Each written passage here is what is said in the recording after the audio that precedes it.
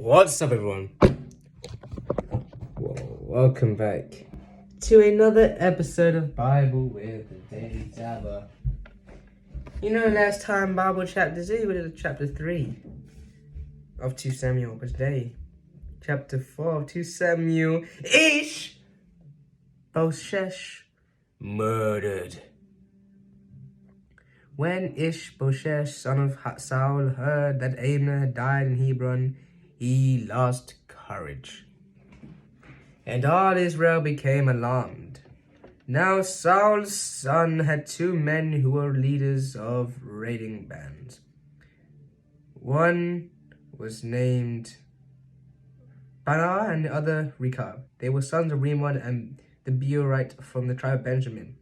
Beeroth is considered part of Benjamin because the people of Beeroth fled to Gittaim and had resided there as foreigners to this day.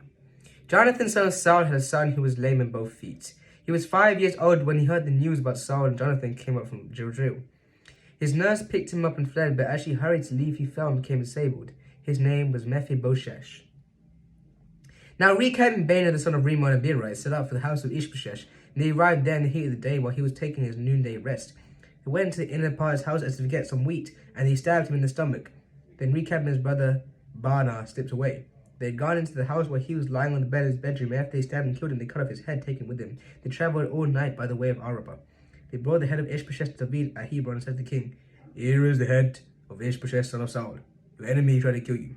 This day the Lord has avenged my lord the king against Saul and his offspring." David answered Rechab and his brother Baanah, the son of Rimmon the Beershite, "As surely as the Lord lives, who has delivered me out of every trouble. When someone told me Saul is dead, and I thought he was bringing good news, I seized him and put him to death in Ziklag. That was the reward I gave him for this news. How much more than wicked men have killed an innocent man in his own house, in his own bed? Should I now demand his blood from your hand and rid the earth of you?" So David gave an order to his men, and they killed him. They cut off their heads and feet and hung their bodies by the pool in Hebron. They took the head of Ishbosheth and buried it in Abner's tomb at Hebron.